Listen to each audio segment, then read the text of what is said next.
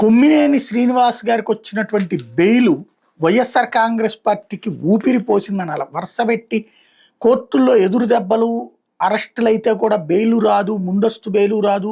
ఇట్లాంటి సంక్షోభాల్లో 100కి 98 మంది ఉన్నారు. ఒక్క ఇద్దరు ముగ్గురికి మాత్రమే సాధ్యమైంది. అట్లాంటి సందర్భంలో ఏకంగా కేసునే పక్కన పెట్టి బెయిల్ ఇవ్వడంతో జగన్ నుంచి పార్టీకి సంబంధించిన దాదాపు 30 మంది నేతలు స్పందించారు. రాష్ట్రంలో పౌరులు, మేధావులు, పాత్రికేయులు వాక్ స్వాతంత్ర పక్కన హరిస్తున్న టీడీపీ కూటమి ప్రభుత్వాన్ని సుప్రీంకోర్టు గట్టి షాక్ ఇచ్చింది. వాక్ స్వాతంత్ర పక్కను కాపాడాల్సిన బాధ్యత తమ మీద ఉందని తేల్చి చెప్పింది అన్నటువంటి పాయింట్ని ఇక్కడ సాక్షి హైలైట్ చేసుకొచ్చింది.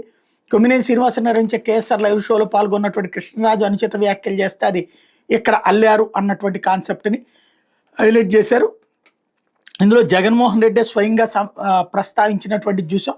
ఓవరాల్గా చూస్తే మొత్తం వైఎస్ఆర్ కాంగ్రెస్ పార్టీకి సంబంధించినటువంటి ఒక ఫుల్ పేజీ కవరేజీ వచ్చింది. అలాగే టోటల్గా ఫ్రంట్ పేజీ వచ్చింది. అంటే ఏ స్థాయిలో వాళ్ళు దీన్ని తీసుకున్నారు అన్నది అర్థం చేసుకోవచ్చు. ఇక ఓ రకంగా ఊపిరి వచ్చింది వీళ్ళకని చెప్పచ్చు.